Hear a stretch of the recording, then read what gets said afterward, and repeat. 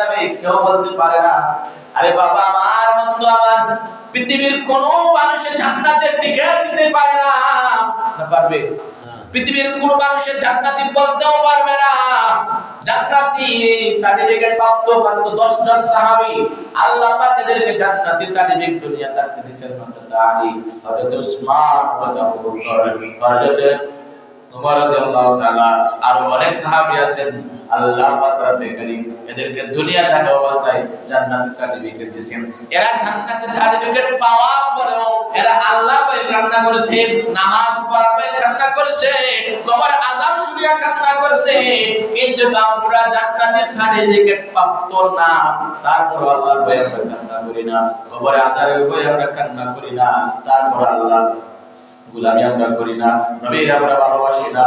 কিন্তু এই পৃথিবীর জমিনের মাঝে, বাংলার জমির মাঝে বড় মানুষ আছে, জান্নাতের টিকিট দেওয়া মানুষ আছে না নাই? আরে বাবা, যে আল্লাহ পাক 10 জন সাহাবীর জান্নাতের টিকিট দিছেন, জান্নাতের সার্টিফিকেট দিছেন, এছাড়া কারো দিন নাই। কিন্তু আপনার সমাজে এমন মানুষ আছে তারা জান্নাতের টিকিট দেয় যে তুমি জান্নাতি, তুমি জান্নাতি, নাউজুবিল্লাহ, তুমি এই জায়গায় দিলে, এই জায়গায় দিলে তোমার আল্লাহ জান্নাতে দিবা। এরকম মানুষ আছে না নাই? যদি দুনিয়া থাকা অবস্থা, যদি এমন অবস্থায় এই কথাবার্তা বলে, তাহলে ক্ষমতা গেলে কি অবস্থা হবে একটু চিন্তা করি।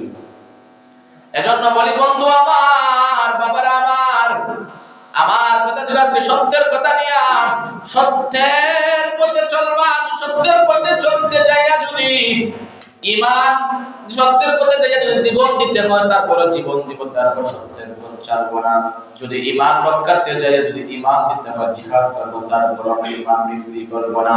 আল্লাহ বলে ওয়াজাহিদু ফিল্লাহি হাক্কা জিহাদি, তোমরা যদি আমি আল্লাহর পাওয়ার জন্য নাস্তিক বেঈমানদের সাথে যুদ্ধ ঘোষণা করো, যুদ্ধ করে জিহাদ করো, তারপরে আমি আল্লাহ পাক বলে দিলাম, আমি আল্লাহ পাক রব্বুল কারীম বলে দিলাম, যদি তোমরা জিহাদের ময়দানে মারা যাও, আমি আল্লাহ তোমাদেরকে শহীদি মর্যাদা দান করে দেব, বিনা হিসাবে জান্নাতের উচ্চ মাকাম দান করে দেব।